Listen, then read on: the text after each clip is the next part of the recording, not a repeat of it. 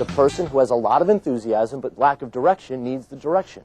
How do you give direction to people without stifling the motivation?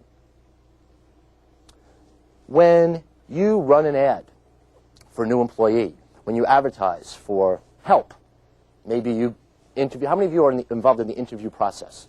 Somehow you call up, you interview, they send their resume to you, you sit down, you decide whether or not these people are going to be part of the team. Think about the words we use to describe the type of person that we want. Beyond the technical skill, if you just think about the words that appear in the ads or when you're speaking to someone one-on-one, say things like, well, we want someone to be a team player here. We want someone to be creative. We want someone to bring a level of enthusiasm. We want someone to be self-motivated. Aren't these the type of words that we use? Once you discover the technical skill, that they have the technical skill, then you say, well, these are the characteristics we want in a coworker.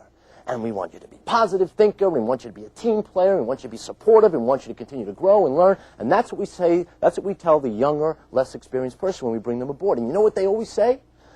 That's me. I'm that person. Hire me. Bring me on. Isn't that true? Weren't you all like that?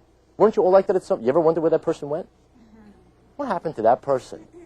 What happened to that person? But as a supervisor, not only do you need to be that person, but you need to impart on that younger, less experienced person what it takes to continue that level of enthusiasm. And what that means is continuing to teach the person a new skill without destroying that sense of, I want to do a good job.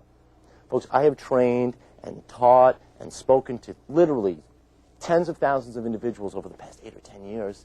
And my honest impression, regardless of industry, regardless of country, regardless of cultural heritage, most people want to do a good job. Most people want to be appreciated. Most people want their boss to appreciate what they're doing. With younger, less experienced people, please set high expectations, number one, and number two, allow for mistakes. You do those two things.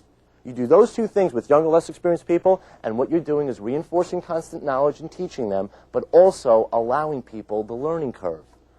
High expectations, allow for mistakes. Think of yourself for a minute. If you are a supervisor, if you are a manager, haven't you all shot yourself in the foot once or twice? Haven't you all made a mistake? Folks, you don't get to be a supervisor without making some decisions, and you don't get to make decisions without making some mistakes. So think of it this way. Someone gave you that opportunity.